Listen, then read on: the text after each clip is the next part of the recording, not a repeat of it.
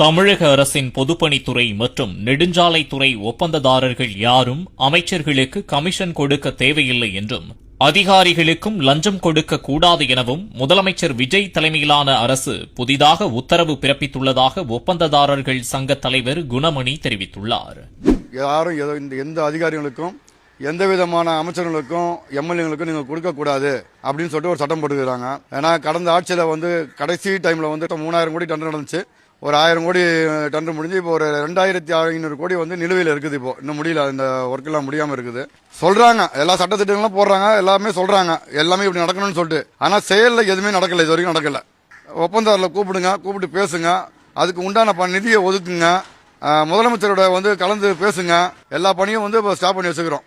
ஏன் செய்யலன்னா எப்போ பணம் கொடுப்பாங்க, பணம் வருமா, பணம் வராதா அப்படின்ற ஒரு கேள்விக்குறியோட ஒப்பந்ததாரர் இருக்கிறோம். நாங்கள் எல்லாமே நாங்கள் எல்லாமே பாதிக்கப்பட்டிருக்கோம். அதாவது அதிகாரி இந்த பக்கம் வாங்கிட்டாங்க, அந்த பக்கம் இருந்த அரசியல்வாதி வாங்கிட்டு போயிட்டாங்க.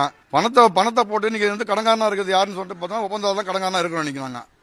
கடந்த ஆட்சியில் அமைச்சருக்கு 10.5%, எம்எல்ஏக்களுக்கு 4%, கவுன்சிலர்களுக்கு 1% என 15% அரசியல்வாதிகளுக்கு லஞ்சம் கொடுத்து வந்தோம். அதனை தவிர்த்து எஸ்ஏ முதல் ஏஇ வரை பெர்சன்டேஜ் கொடுத்திருப்பதாக குணமணி தெரிவித்துள்ளார். லாஸ்ட் கவர்மெண்ட்ல பாத்தீங்கன்னு சொன்னா எல்லாத்தையும் பிடிக்கிட்டாங்க, வேலையை தரமா செய்யணும்ட்டாங்க. ஸோ அதனால பாத்தீங்கன்னு சொன்னா நிறைய கட்டிடங்களை பாத்தீங்கன்னு சொன்னா இன்னும் பிரச்சனை இருக்குதான் செய்யுது. சிஎம் ஓபன் பண்ண 3வது நாளே ஃபுல்லா எல்லா பாத்ரூமும் லீக் ஆயிடுச்சு.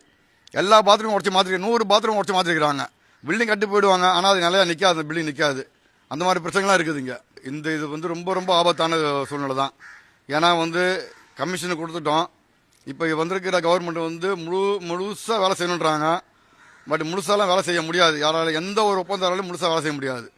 ஏன்னா கடையில் ரொம்ப கஷ்டப்பட்டு தான் வேலை செய்யணும் நின்று. ஒருவேளை அமைச்சர்கிட்ட நாங்கள் எங்களுக்கு பேசுறதுக்கு வாய்ப்பு கொடுத்தாருன்னா நாங்கள் அமைச்சர்கிட்ட பேசி அமைச்சர்கிட்ட சொல்லி தான் செய்யணும். நாங்கள் சென்னையில் பார்த்தீங்கன்னா குறைஞ்சபட்சம் ஒரு 1000 கோடி கிட்ட சென்னையில் வேலை நடக்குது. தமிழ்நாடு ஃபுல்லாக பார்த்தீங்கன்னு சொன்னால் ஒரு 3500 கோடிக்கு மேலே வேலை நடக்கும். இதில் நடக்குது கட்டிடம் மராமத்து ஒரு 3500 கோடிக்கு வேலை நடக்கும். இந்த கவர்மெண்ட் லஞ்ச ஒழிப்புத்துறைக்கு முக்கியத்துவம் கொடுத்துட்டாங்கன்னா போதும், ஊழலை குறைக்கலாம், நிறுத்தலாம் முடியாது. அதிகாரிகளை ஒரு காலமும் உங்களால் நிறுத்த முடியாது. அதிகாரிகளுக்கு பணம் இல்லாமல் எந்த வேலையும் செய்யவும் முடியாது. அரசாங்கம் வேணா புதுசாக சட்டம் போடலாம், ஆனால் நிறுத்த முடியாது.